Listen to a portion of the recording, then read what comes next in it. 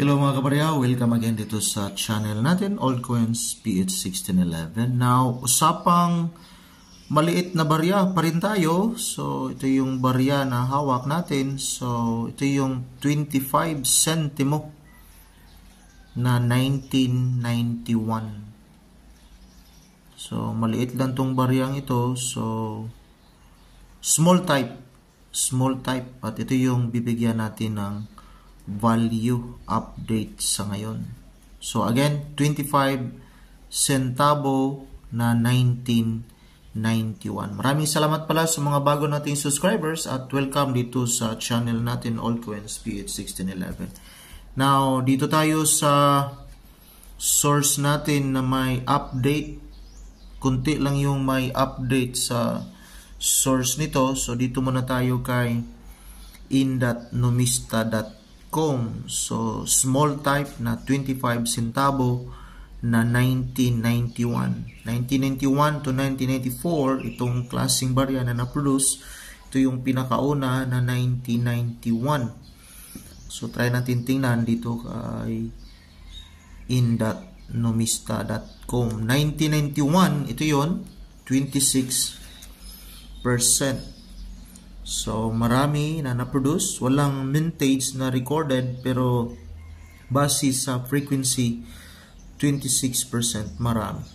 Walang value quotation dito kay good, very good, extra fine.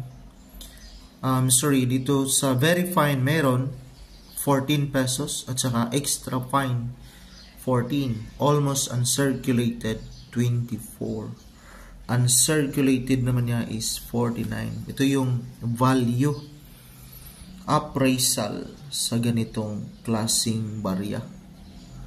Now, dalawa lang yung nakita natin na source dito kay eBay. Dito maganda kasi yung barya, kaso may buyer kahit umabot ng $7.70.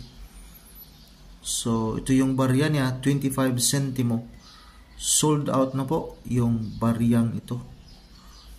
So, mataas talaga dito sa eBay kasi international po ito. Hindi lang po ito sa Pilipinas na platform. International platform po ito. Baka marami ding ibang nationality na gustong mag-collect sa barya natin.